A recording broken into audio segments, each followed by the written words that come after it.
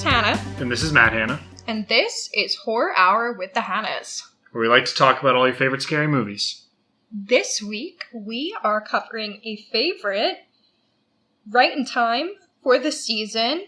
We're watching Halloween. 1978. Yes, OG. Because there are a lot of Halloween movies. OG, baby. Yeah, I've seen this movie a ton. How about you?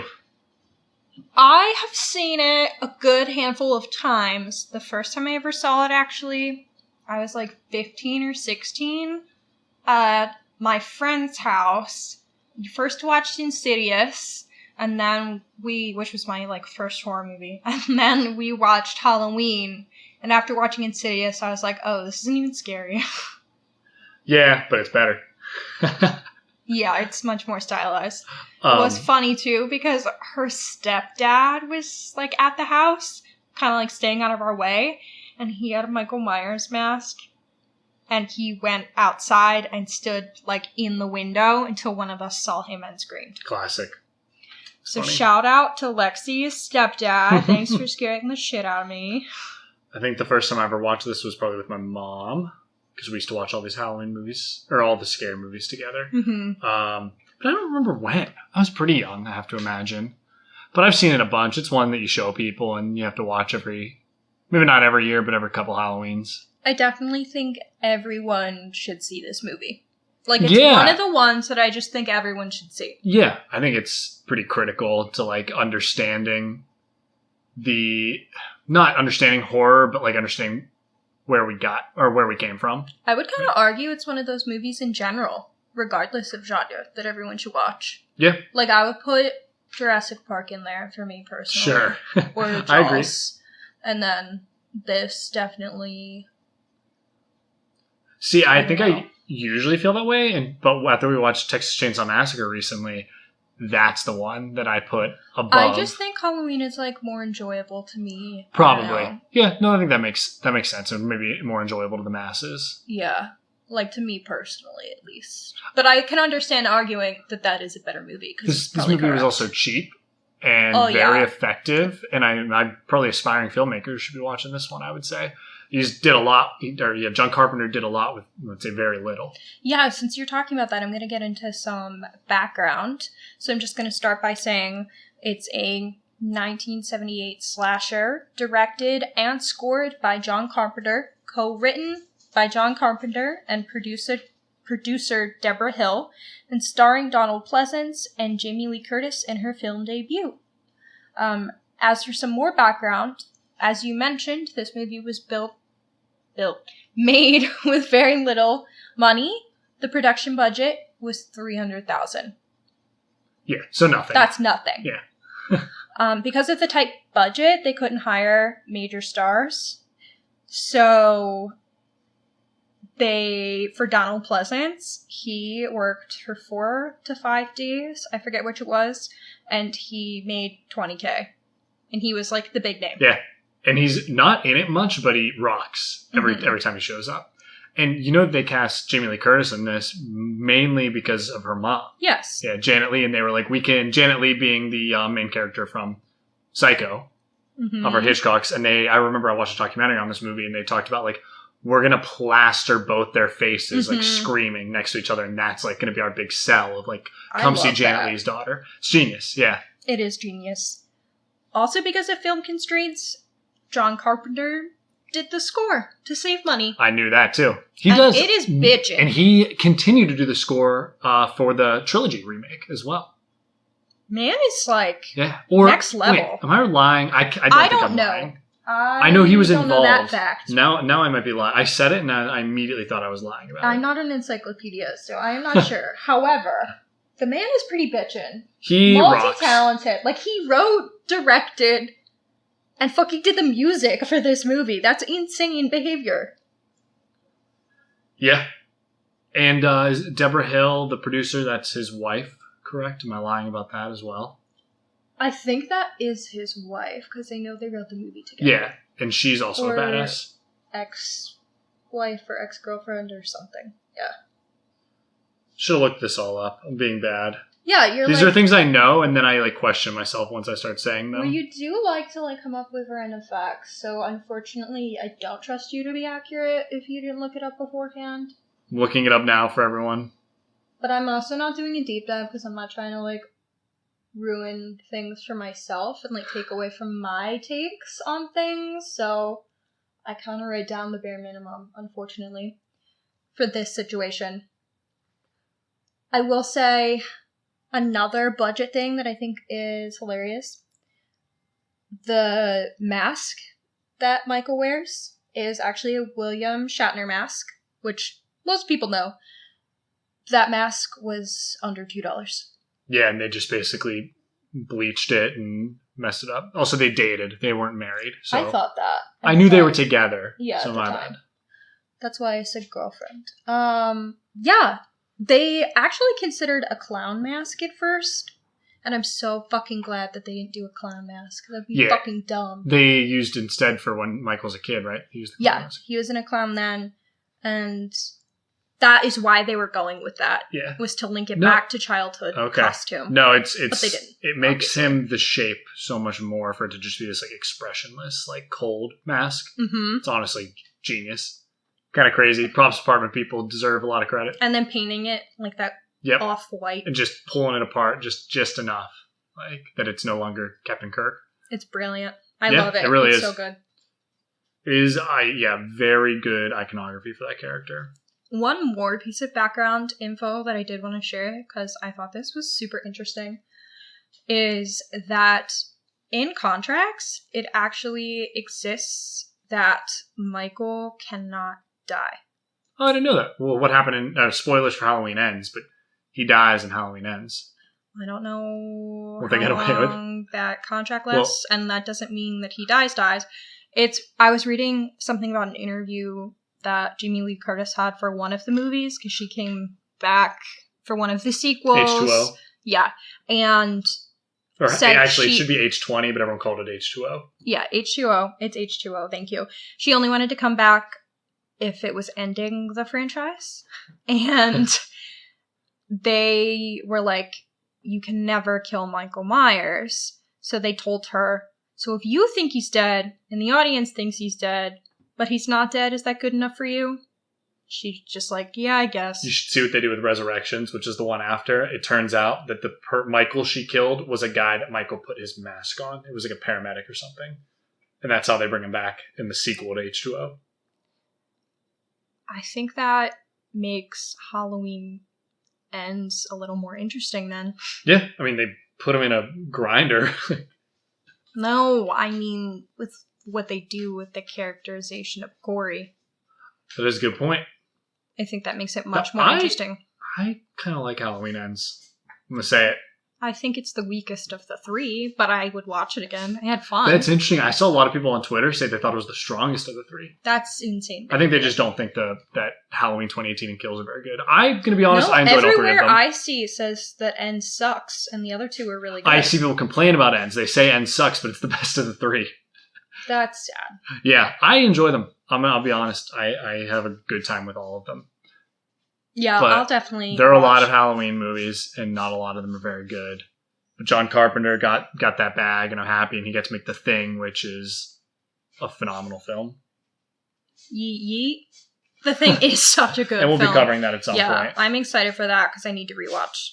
Not to change the subject completely, but from re-listening to clips of this podcast, I have noticed that I use so many fillers even when I know what I'm going to say. Do I? No, not the way I do. And I hate that because it's really associated with women saying having a vocal fry that's problematic, yada yada. So hate that. I would appreciate if you could start just screaming at me every time I do it. When you use it, I'm sure that's going to go over well. All right. Or hiss at me like a cat. I would love that. I think our listeners will really enjoy that. Thank you. We're going to just start hearing excessive hissing. We talked about background in this movie. John Carpenter's the man. Yes, the man. And I will say, he also, I think, said he only made the sequel because he needed a paycheck. I was reading something really brief about that. again, in my like 2 seconds of research, because I'm just so great at podcasting, in the interview, he was saying that he like couldn't think of plot, so he just started writing it when he was drunk. There you go. So like he really did not give a fuck. And I love that even more. You haven't even seen the second him. one. No, I don't need to. It takes place the same night, yeah. And then 3 is Season of the Witch. It's supposed to be like an anthology where Michael's on it, and then 4 brings him back. So. I'm totally fine with going from this to 2018, which is, I know, what 2018 is supposed to be. Yeah, so. I agree. Really I think it's fun to have multiple timelines. And there's the Rob Zombie movies, which I have not seen, but I hear okay things. They're interesting. I heard his second movie is good. Apparently people really like that one. The longer we keep podcasting for, we get to watch all these bullshit movies. We get to watch all these things. Maybe that's what we should pivot to. Just bad movies. I will say it's pretty obvious to the listener at home that I haven't seen like a ton of horror movies. I've seen more than I thought before we started, because I was counting the other day and I was like, oh, I've seen a good chunk. But like compared to other podcasters, I haven't. I think that's kind of what makes this fun, is like exploring things for the first time. Yeah. And I've seen a lot, but then I start spouting things like they're fact because I remember them and then I'm wrong. So yeah, so we make a great duo here. But I am really excited to like learn about more things that are like more niche or sillier or like cult classics. I don't know. There's just so much room for activities. Yep. All right. We're almost 12 minutes in, so we got to start talking about the movie more. Fuck. So let's do 15-second summaries. All right. I can go first. I don't really have much to say here, but it is what it is. Are you ready? Yeah. Go. Guy escapes sanatorium and kills a bunch of people. Easy enough. Kills babysitters, I guess, to be more specific. But Can you talk about that, too? Facts behind the movie. That's another fun fact. This movie was originally the babysitter murders or babysitter case or something. I don't know. It was not Halloween. Murders, yeah. Yeah. And Hate that. Don't like it. Halloween is and so then much you just better. change it to be themed to Halloween, and it changes everything. Okay. You ready? Yes. Go. Halloween. The night he came home. That's it. Damn! Nailed That's it. just you know what that is, right? Yeah. Okay. You're right. I was like, that's just like literally what it says on the poster? Yeah. All right, I'm not cool. stupid. I just forgot that existed, so I was just so impressed. I thought you were going to give me shit, so when you celebrated, I was like, oh, she doesn't know. I'm not that dumb. I'm dumb, but like, It is I know perfect. the quote. Perfect quote. And that's my description. Summed it up. All right. I'm going to speed read the real summary, so bear with me here. You ready? Skip. Yeah, no. This is what they're here for. Go.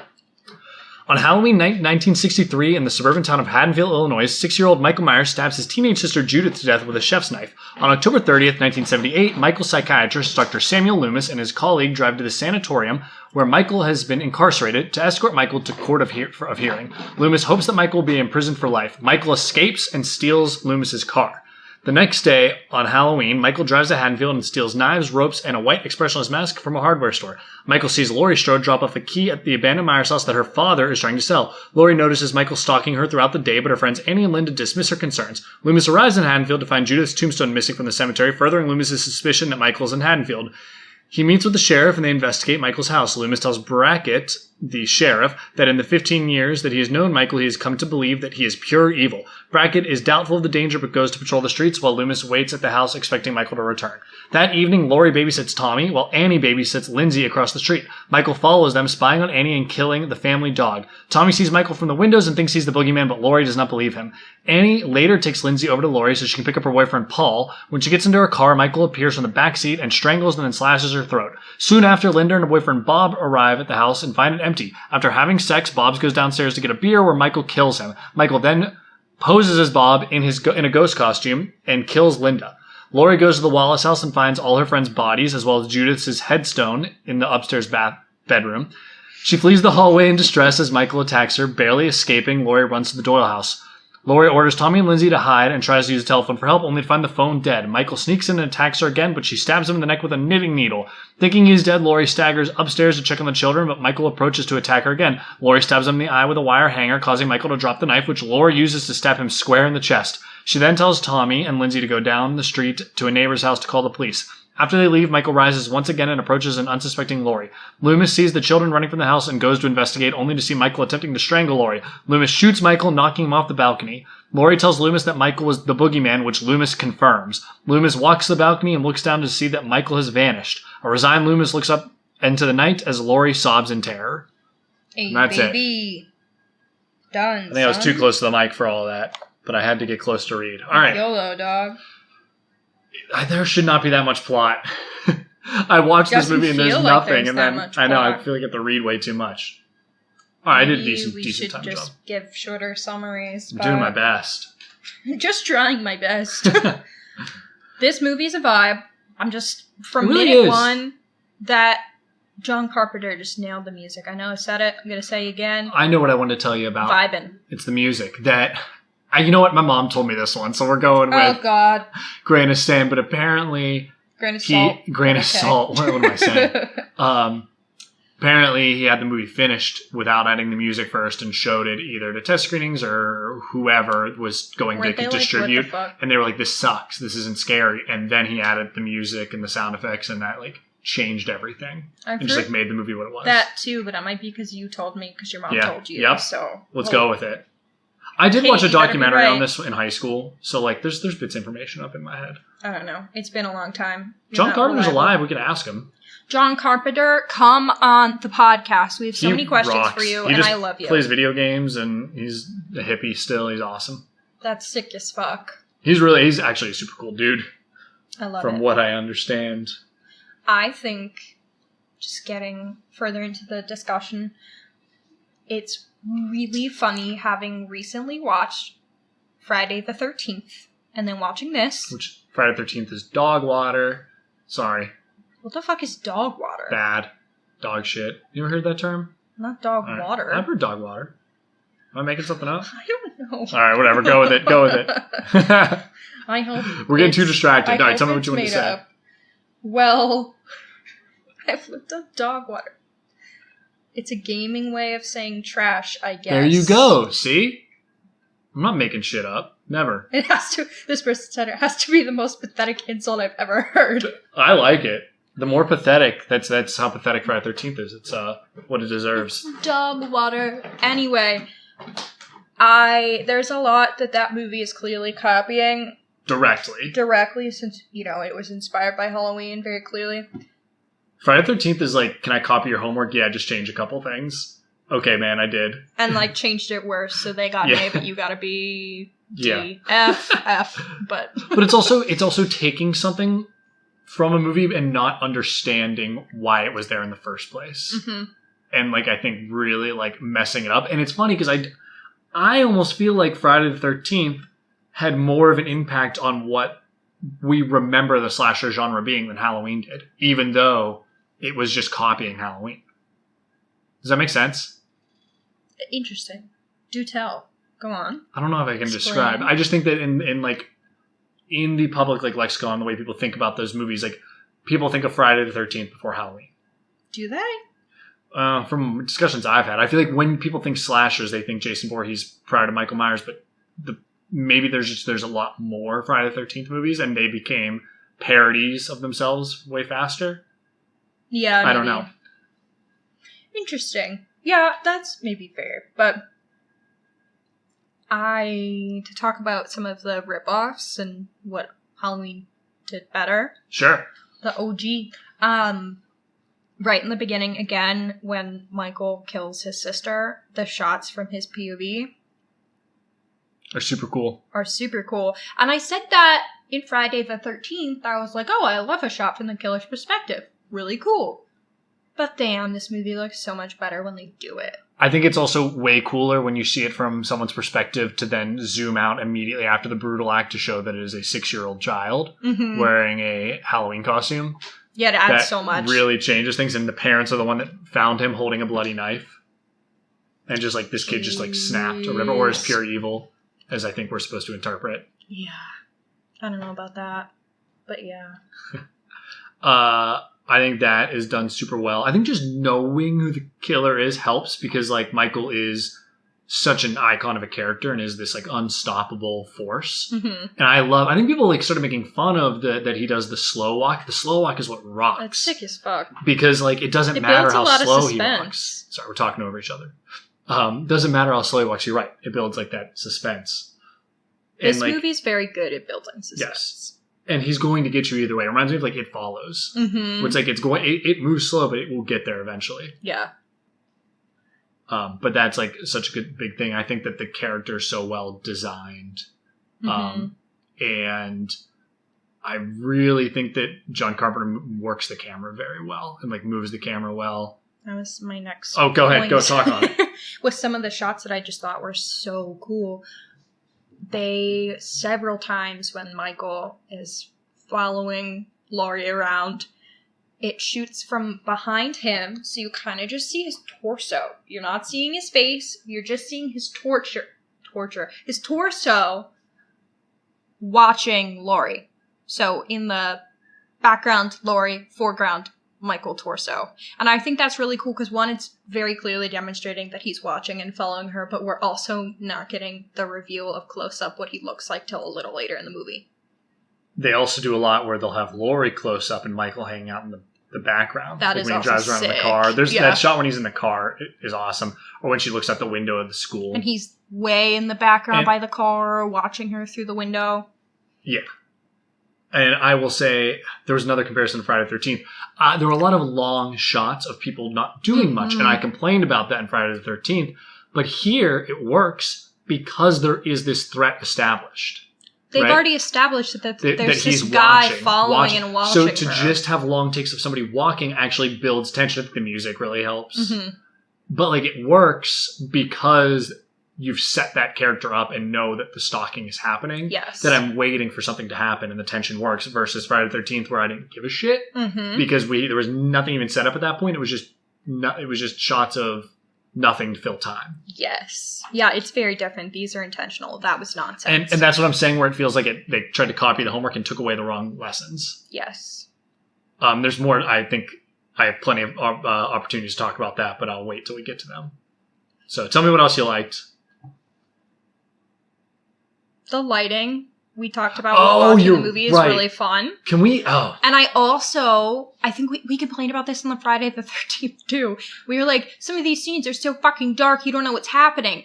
You kind of have that in Halloween, but I think it does something very different. So please elaborate, because I know. So it's because they use negative space. Mm-hmm. So they have in Friday the 13th there was too much negative space, and you couldn't see anything. They have areas where they want your eyes to be drawn. So they have negative space where it's dark and then your eyes are drawn to the lit areas. Mm-hmm. This movie actually does a better job of lighting than I think a lot of modern movies do as well, which I believe is a product of technology being really good, is that they do these night shots where you can see everything, but I don't want to see everything, right? Mm-hmm. There should be areas on the screen that are just black. And I think one of the best shots in the movie is when Michael is standing in the darkness before attacking Laurie, and they slowly up the exposure so that his white mask just all of a sudden, it goes from being completely black to then being seen, right? And that's what's so critical about having negative space and having black on the screen. And like I said, I notice a lot of new movies or even modern movies mess this up as well, including the Halloween trilogy, the newest one. Mm-hmm. Like, and someone figure this out, please. Somebody tell me. I'm assuming it's technological advancements. I'm assuming it has to do with shooting on digital as well. Yeah. It's like or maybe we've just gotten lazier with lighting and like faster. So, but lighting's critical. I think we watched Night of the Living Dead, and I was so impressed by the lighting in this black and white film made for an even smaller budget than this one. It's like, what are we doing? Like, do we stop teaching lighting? Mm-hmm. Sorry, that's my lighting rant, but cool. Got anything else? I have noticed, too, in a lot of... I haven't seen that many slashers, right? Like, I've seen Texas Chainsaw, I've seen this, I've seen Nightmare on Elm Street, Friday the 13th. We count Scream. Later. I'm referring to, like, the earliest. 70s, 80s, got it. Of the earliest, that's kind of the ones that I've seen, and I feel like all of those have a lot of performances that make you kind of cringe, or maybe they get better throughout the movie, like in Nightmare on Elm Street, Nancy is dog water. At the beginning, and then she gets way better. I don't feel like I don't see that as much of a problem in this movie. I kind of buy that they're all like teenagers doing their thing. Yeah, I don't think Jamie Lee Curtis is great in this. And I think that's really funny because she's very, very talented now. Mm-hmm. I think she was just kind of getting her chops still. Well, this is her first Exactly, movie. Yeah. But she's fine. She's very, like, serviceable throughout the movie. I guess my point is that I didn't feel uncomfortable by what they were doing. And in some of them, I'm, like, giggling. So I'm like, that was bad. They were all completely serviceable. So you tell me, what else do you like that I haven't? We've hit on all of it. I think my big thing that I like is just the filmmaking aspect. I think is super good, especially for a low budget. Like I believe John Carpenter was pretty young when he did this. Mm-hmm. I think I like touched on that. I think that was kind of my point, but I think you can like learn a lot from this movie if you were to be making films when it comes to lighting, storytelling, like how music completely can drive a scene, things like that. Yeah, I enjoyed. I think it's also really cool that this was definitely shot in California, and they somehow were still able to kind of like get the vibes of some small Illinois town on Halloween with fall leaves and different things. It's impressive. There's a scene where there is a palm tree, and I tried to look out for it this watch, and I didn't notice it. Yeah, who cares if you see it though, because the vibes work. Yeah, I was just curious to see if I could find it, and I didn't try that hard, but I did not find it. It is. Yeah, it's a good movie. I think it is extremely influential, as we said. Hecky. And Michael Myers is such a good villain. And I'm excited to talk about, I think, like the pathology a little bit when we talk about theming. We had no hides or screams. I'm skipping around, but I just meant to say that. Yeah. We've seen it a bunch. I don't find this movie that scary. Even the first time I saw it, I guess it's because I watched Insidious, which is very jumpy, and then I watched this. I was like, oh, I am unfazed. So I've read, and I think this would be the ideal way to watch, that when this movie used to be shown on TV as a late night like showing or on VHS, the movie looked completely different because it was like grainy. And now like whatever we watched felt like a 4K remaster. It almost like takes away from it a little bit. Which I felt like disappointing. Man, just a guy, versus being like the shape. And I from what I have read is like if you watch this like grainy version, like Michael was the shape, as he's like given as his title credit in the movie. And I can't imagine like the scariest way to do this is like as a kid staying up late watching this on whatever your late night TV feature was, or renting it at Blockbuster, and that's like where the real fear would come from. And I feel like I at some point probably did have that watching it as a kid, but it's just like gone now, unfortunately. Yeah. But it doesn't matter because it was there at some point, and I think like that's what counts. I also think it's harder as a modern audience watching a movie that was made in the 70s. Yeah. I'll say the real fear... Oh, no, I want to argue with you there, because there's plenty that work that are old. I didn't find Texas Chainsaw scary like at all. What? I found it disgusting, well, but I didn't find it scary. Nightmare on Elm Street, I find scarier than those two. And Friday the 13th didn't scare me at all. At all. We'll find something. There's plenty of stuff from that era that I think will actually scare you. Yeah. But sorry, I needed to call you out. Fair enough. Sure. It's just like a me problem, I guess. No, I understand. There's just so much good film past 1980. I'm not going to say that movies weren't good. I just mean in terms of horror. I understand. Like Jaws, I don't find scary, and people definitely were terrified of Jaws.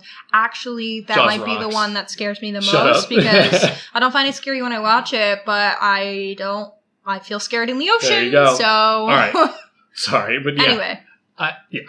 So, what didn't you like? Anything that was just like not vibing for you? I think you kind of just hit the nail on the head. Is it just like not scary anymore to me? But like I think it's very influential.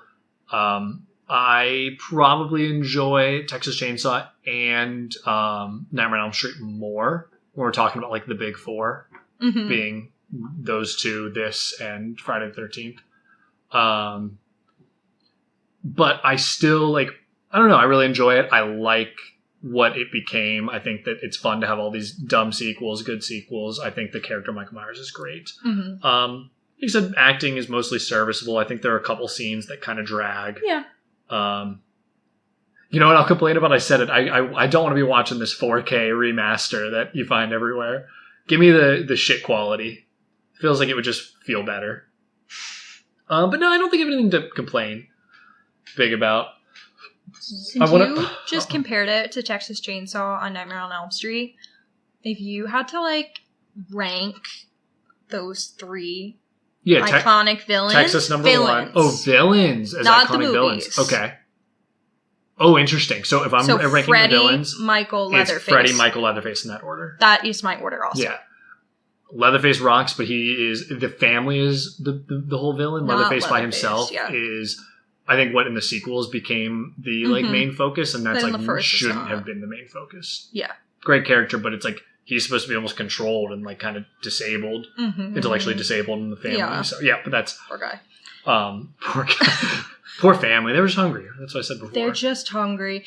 I do think it's really fun how opposite like Freddy and Michael are, but that's why. So. Oh, we get like Freddy versus Jason as a movie, and that they're kind of opposite too. Oh yeah, I don't really know Jason. So Michael and Jason are kind of similar. Another kind of copy, but neither of them talk. Both immortal. Both slowly walk after you. Jason uses some more weapons than Michael does. Like, give me Freddy similar. Going at him. Yeah, and that's what's kind of fun is like I do like the idea of the Freddy versus Jason movie. Yeah, because he's just a talker. He's annoying. He's like Deadpool. But better. Freddy was Deadpool before there was Deadpool. Facts. If only he talked to the... Factaroos. I need a movie where Freddy talks to or breaks the fourth wall. They might actually... I've never seen Wes Craven's New Nightmare, but that might do that, because he comes out of the movie. Oh my god. Well, you don't know... No. I thought you knew this. So Wes Craven came back to... It's called Wes Craven's New Nightmare. And Freddy comes out of the movie to haunt Heather Langenkamp, who plays Nancy. I think I did know this. Okay, all right. But I forgot. We're off the rails again, but that's important. Yeah, we'll talk about that eventually. I just think it's interesting to compare them, given we just covered Friday the 13th, and it's so obvious where they got everything from. It's funny, they missed the iconography in this one until the third Friday the 13th movie, where they finally figured out Jason and gave him his mask and machete and everything. All right, what didn't you like?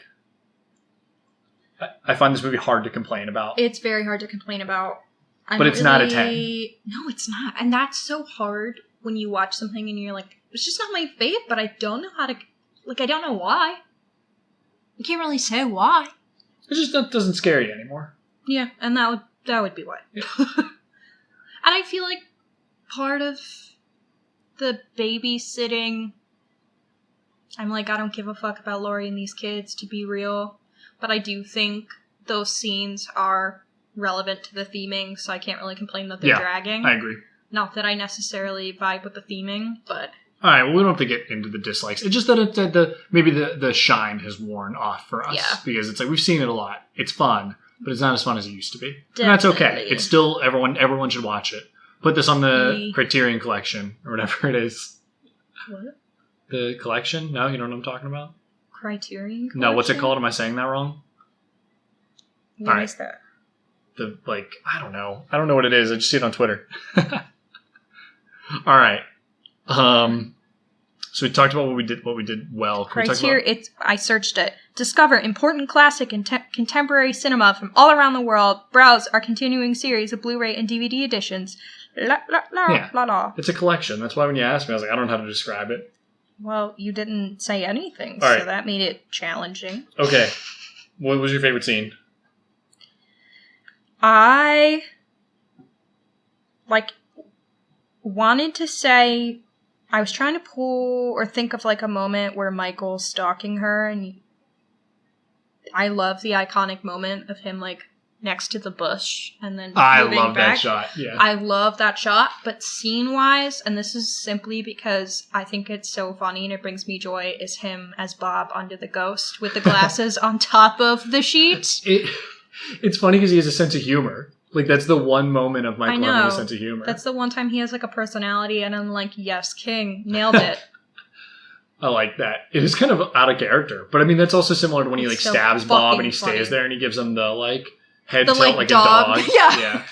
Yeah, he reminded me of a puppy where you say something to them, you're like, you're so cute, and they head tilt, what the fuck are you talking about, Mom? When you talk about him that way, when we saw Halloween Kills in theaters in Philly at the shitty AMC we go to, people were rooting for Michael, and I didn't realize that was a thing that people do, because I've not seen other than the trilogy in theaters. And this woman, when Michael was getting beat up by the she crowd, was like, "Get up, Michael!" She was like, "Come on, Michael, get up!" Like she was watching a Rocky movie, like rooting for Michael. And then she went nuts when he got up and just slaughtered that entire like mob. That was the wildest. That was a great theater experience. Yeah. And then kills Laurie's daughter. Like that was unhinged. I couldn't believe it. I didn't realize how much people like loved him. That's kind of awesome. They probably hated Hens. Yeah. Corey taking the mask. All right.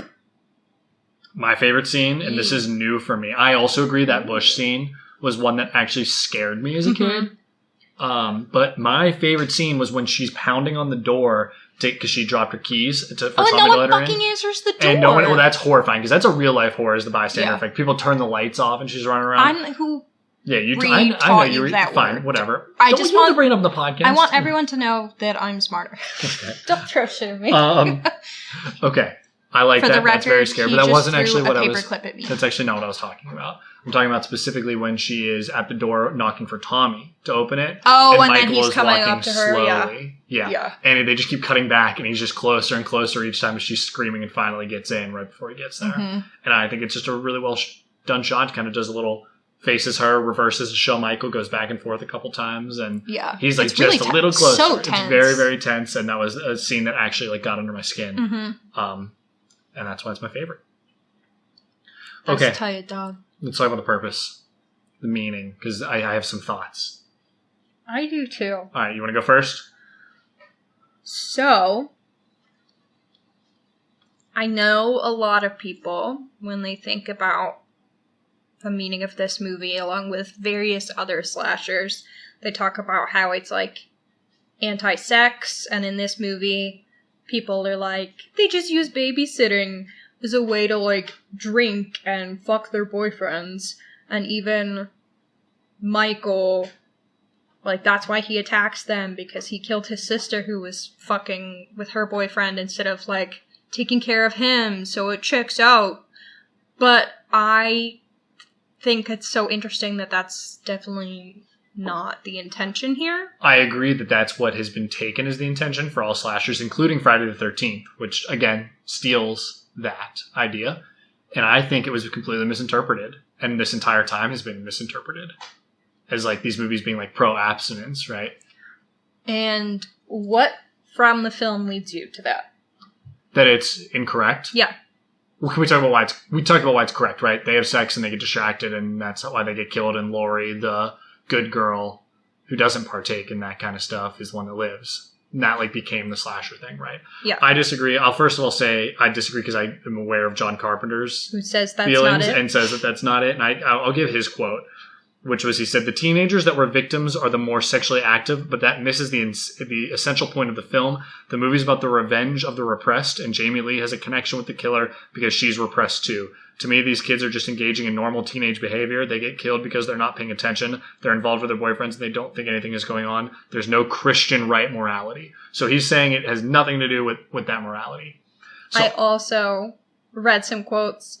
He says, "It's been suggested I was making some kind of moral statement. Believe me, I'm not. Yeah. I view these characters as simply normal teenagers." And just knowing him, like he was a straight up hippie. Like he would not be pushing this. And it's so interesting. Like even Scream talks about it. Like, don't have sex, don't drink, don't say I'll be right back. Which someone in this movie does say I'll be right back and then dies. But another Carpenter quote. He says, "The one girl who's the most sexually uptight just keeps stabbing this guy with a long knife. She's the most sexually frustrated. She's the one that's killing him. Not because she's a virgin, but because all that sexually repressed energy starts coming out. She uses all those phallic symbols on the guy." I love that. He's so funny. He's a shithead. I love that quote. That's why I was like, stop talking. Let me read this. So I want to talk about the repression angle, because that's what I took away this time. I don't think the movie is saying don't do these things. I think it's trying to give a little bit of pathology to Michael. Part of this is that Michael is supposed to be pure evil. John Carpenter wrote him as pure evil. He's not a redeemable character. He's not some fucked up kid. He just wants to kill. He is an animal. But I will also say what animals want to do, right? Even animals want to fuck. Eat, fuck. Well, eat, reproduce. Yeah, sleep, whatever. Find shelter.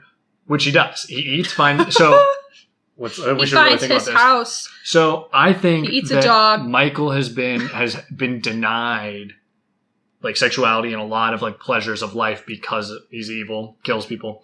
And so that's why he'd be stalking them. He doesn't kill them right away, which a lot of the other movies miss this. All the other movies he just starts killing right away. Yeah, he right? walks into a house, just murders people and leaves. It's very critical that most of this movie is spent with him stalking before he kills. So I think there's a weird like psychosexual element to him specifically watching the women, watching Laurie. He only went for Laurie because Laurie just showed up at his house, right? Yeah. That's why he picked her. There's nothing special. They try to do the sister thing in other movies. And they tried to also, in one of the movies, they have the curse of Michael Myers and this cult and everything. But no, he is evil guy, has repressed urges still because he's been locked up, and like we've seen that among a lot of serial killers is this like psychosexual element. So he stalks, can't have what he's stalking, so he kills. And that's awesome. That is like a good way to like write this. And I think that works really well. I think John Carpenter hit the nail on the head with Laurie being repressed as well, and that kind of gives them a little connection and a little bit of a parallel. And I you know what, I'm going to go with that, the stabbing, that she's the most sexually repressed character. I like that a lot. But that's why she just stabs him with a bunch of shit. Yeah. And they're all... But that's why they have the other characters. Like, he watches Bob and Linda have sex and then waits until after they're done to kill them. Like, there is an element of, like, voyeurism and like yearning before the kill, and I think that's very critical to the themes of this film. So it's crazy to me that like that the other moral theme was taken away and reproduced in Friday the 13th in other movies and became the thing that stood out when I don't think he was going for that at all, and he says he wasn't going for it. It's also so interesting to me the conversations that they have with Laurie and how they contribute to like this reading. They are talking to her like, first it's kind of like mean because they're like, you don't do anything fun and yada yada. She got her books. But then they do like try to set her up with someone to a dance. Like, that's so innocent. And she freaks the fuck out.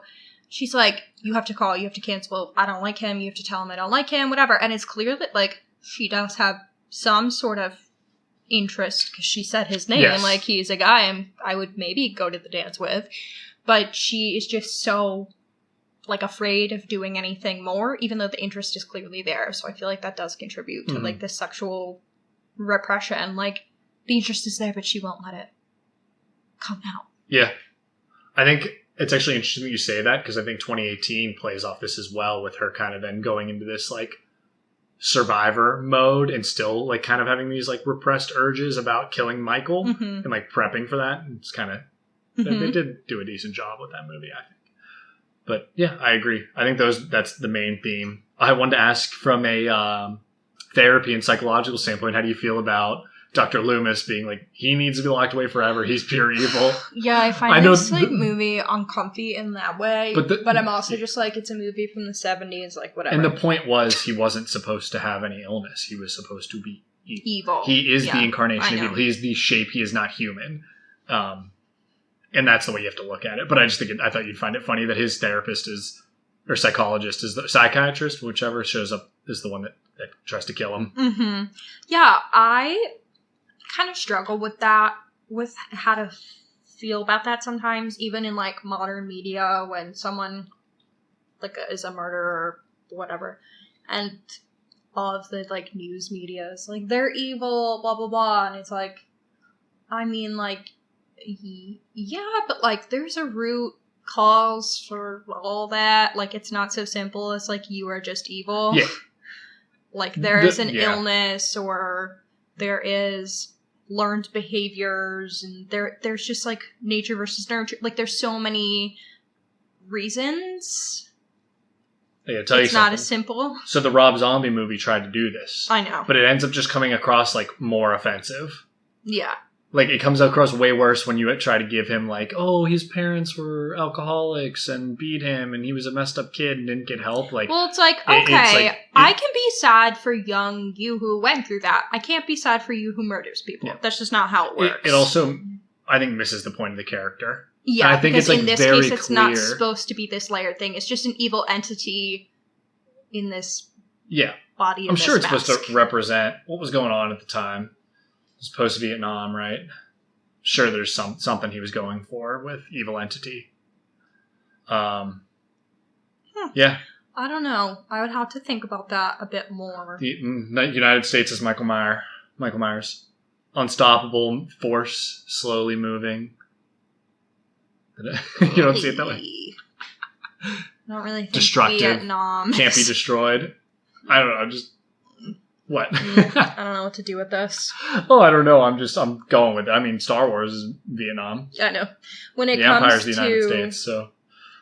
Accurate. Yeah. When it comes to the discussion of evil, his girlfriend, Deborah Hill, once described Michael Myers as the embodiment... Whoa. And the producer of the movie. I know. Put some respect you on said that name. earlier. I know. And writer, co-writer. And writer. So, obviously an insightful person here. Yeah. She's not just a girlfriend. She's her That's own what I'm person. saying. Okay, you're right. Call me out.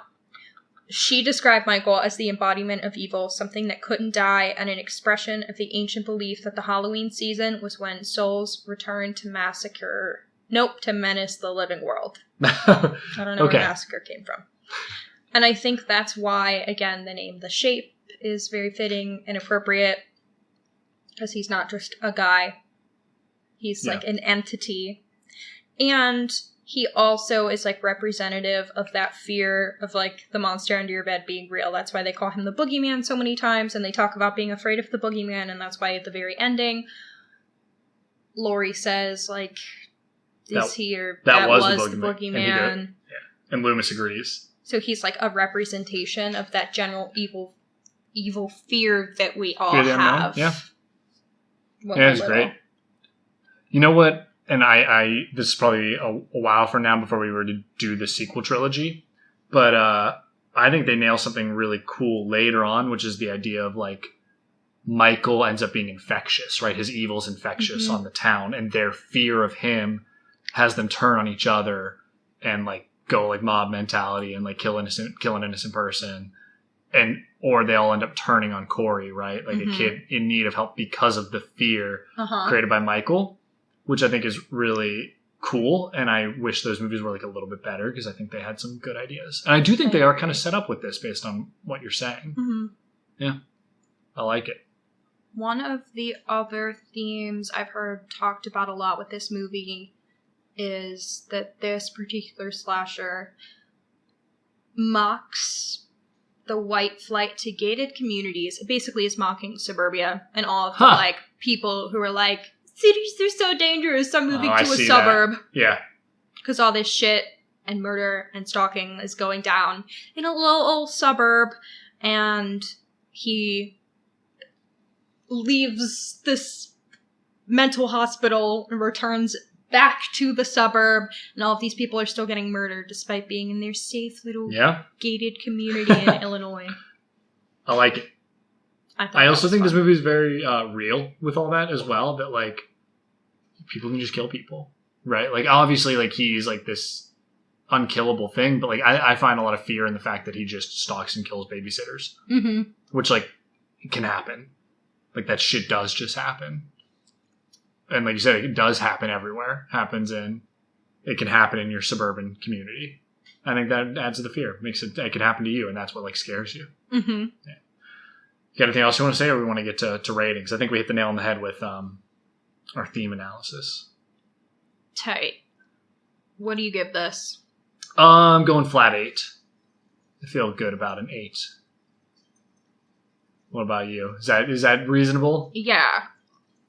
Earlier I was thinking an 8. And then I was like, I think just trying to like compare how I feel about this movie. One, in terms of enjoyment to Nightmare on Elm Street as my current favorite slasher, but also in terms of filmmaking, which is very different, and like how I differentiate those things when I make my ratings, and it's just not that deep, so I'm gonna go like an 8.3. There you go. Oh, I thought you were gonna go lower than me. Look at you. No, I think it's a good movie. It is good. Honestly, I do think we hit the themes on the head. I'd like to revisit this one, I think, at some point. John Carpenter, please come on the podcast. Yeah. We would like to revisit this theme analysis with you. I feel like I could like come up with some crazy shit. I feel like you can make a lot of stuff fit. Mm-hmm. Once I started thinking about the United States parallel, I started coming with all kinds of crazy ideas for the future ones. So I'll cliffhanger that for now. But you and I can talk about it. When we do a season 1 revisited, I'm just going to pull up every possible theme analysis people have come up with for this movie and discuss if I agree or not. Sounds good. Okay. Research. Either way, the thing to take away from this is that slashers are not abstinence movies. And I can't believe that it came to that and people believe that. But I understand why you believe it. It just stinks. This is a pro-sex podcast. Hell yeah. All right, Hannah, get off your phone. You ready to be done? Yeah. Not even paying attention. I'm trying to say stuff over here and you're just fucking around on your phone. I text my dad yesterday saying, "Are you feeling any better since we last spoke?" And he just now laugh reacted my message. So I didn't know what to do with that. That's where we're ending. I'm Matt. I'm Hannah. This is Horror Hour with the Hannas. Thank you for listening. Bye. Thank you for tuning into Horror Hour with the Hannas. Make sure to listen to future episodes on Spotify, Apple Podcasts, or YouTube, and follow for additional content on TikTok or Instagram at Horror Hour with the Hannas. If you like the podcast, please leave a positive review on your favorite podcasting app. Happy hauntings!